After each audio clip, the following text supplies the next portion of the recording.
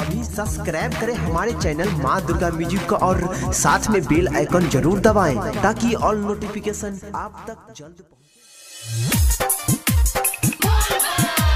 प्रेम से बोलो देवघर वाले बाबा की।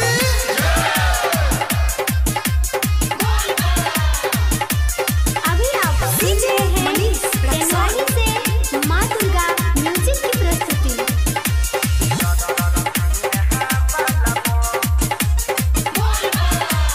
गाजा भैर के चिलम में भोला मारै छदम गाजा भैर के चिलम में भोला मारै छदम सबसे आगे छह बाबा चिला मधुबनी वाला बम सबसे आगे छह बाबा चिला दरभंगा वाला बम देखो गाजा के भर के चिलम में मारै छदम देखो गाजा के भर के चिलम में मारै छदम सबसे आगे छह बाबा छौला सुपौला वाला बम सबसे आगे छह बाबा छोरा सिरहा वाला बम। प्रेम से बोलो देवघर वाले बाबा की।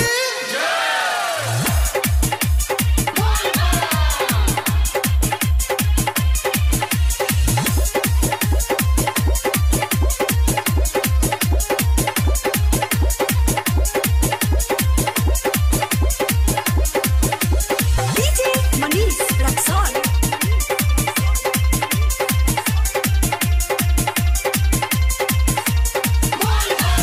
डीजे वाला छौड़ा देलकै वॉल्यूम बढ़ाई के नाचै छै भौजी खूबे कमर के हिलाई के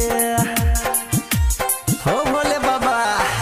डीजे वाला छौड़ा देलकै वॉल्यूम बढ़ाई के नाचै छै भौजी खूबे कमर के हिलाई के चलै रोहिया में एको बेर नहीं रुक छै कदम चलै रहिया में एको बेर नहीं रुक छै कदम सबसे आगे छै हो बाबा जिला मोहतहरी के बम सबसे आगे छै हो बाबा जिला सपतरी के बम।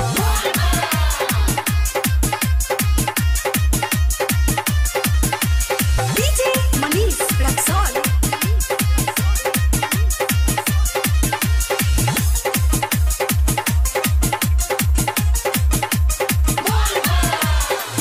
दुनू हाथ जोड़ के बाबा करै छी नमन हो हमा दुर्गा म्यूजिक सँ गाबै छी भजन हो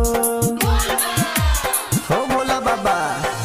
दुनू हाथ जोड़ के भोला करै छी नमन हो माँ दुर्गा म्यूजिक सँ गाबै छी भजन कृपा करब नहि रहबै हम के कर से कम खूबे डीजे पर गाना बजतै खूबे धम धम सबसे आगे छह बाबा छौरा सहरसा वाला बम सबसे आगे छह भोला छौरा खगड़िया